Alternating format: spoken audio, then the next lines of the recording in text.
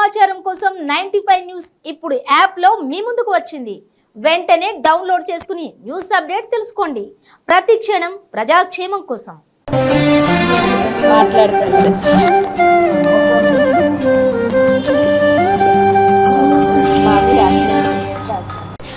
నమస్తే అండి.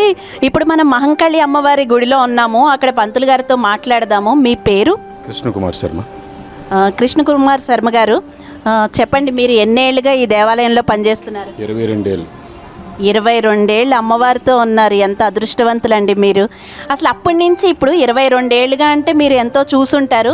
ఈ గుడి ఎంత అభివృద్ధి చెందింది? ఇక్కడ జనాలు ఎలా వస్తున్నారు? ఇప్పుడు శుక్రవారం, శనివారం, ఆదివారం, మంగళవారం, ఇప్పుడు సోమవారం కూడా పబ్లిక్ బాగా వస్తారు. ఈ గుడి విశిష్టత చెప్పగలుగుతారా మాకు? ఇప్పుడే బోనాలు తీసుకుని వచ్చినట్టున్నారు, బియ్యం పోసారు. ఈ గుడి విశిష్టత చెప్పండి. చాలా పురాతనమైనది.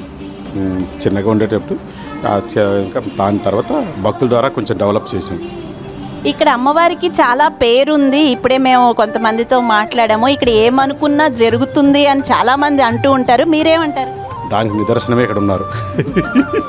దాన్ని ఇచ్చేవారు. ఎందుకంటే భక్తులు వాళ్ళ 15 ఏళ్ళ బట్టి వస్తున్నారు, వాళ్ళకి తెలుసు.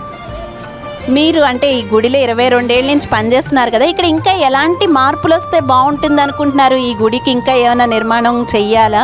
ఇంకా ఎలాంటి మార్పులు కోరుకుంటున్నారు? నిర్మాణం అంతా అయిపోయింది. ఒకటి గాలి గోపురం ఒకటి ఉంది, ఇది ఒకటి కట్టాలని ఉంది. అంటే ఇప్పుడు ప్రభుత్వం ఏవో గుళ్ళకి వాటికి కూడా అన్నీ ఇస్తున్నాం అంటున్నారు కదా, మీకేమైనా అందుతున్నాయా? అలాంటివి అందుతుంది. అంటే మళ్ళీ ఇదే ప్రభుత్వం మనం కంటిన్యూ చేస్తే బాగుంటుందా మీ అందరికి కూడా? అంటే గుళ్ళు అన్నీ బాగున్నాయి, లేదా వేరే ప్రభుత్వం ఏదొచ్చినా మీరేం కావాలనుకుంటున్నారు? మాకేమీ లేదు. దేవాలయాలకు కొంచెం చేస్తే ఇంకోటి ధూపదీప నైవేద్యాలకు అయితే ఏమి ఇస్తలేదు. ధూపదీప నైవేద్యాలకు ఏమి ఇస్తలేదు. కాకపోతే ఒకటి బోనాల పండుగ మాత్రం సంవత్సరానికి ఒకటే ఫెస్టివల్కి అది ఇస్తారు. ఇప్పుడు చాలామంది ఇందాక మేము కలిసాము ఈ గుడి దగ్గర, ఆదివారం చాలా రష్గా ఉంటుంది జనం అని చెప్పేసి ఇవాళే అందరూ చాలామంది వచ్చి దర్శనం చేసుకుని ఇచ్చేసి వెళ్తున్నారు. అసలు అంటే ఆదివారం నాడు ఏంటి ఇక్కడ స్పెషల్, ఏం చేస్తారు? అమ్మవారికి మహాది వార్షికోత్సవం టైప్ బోనాల పండుగ. సోమవారం రంగం కార్యక్రమం ఉంటుంది.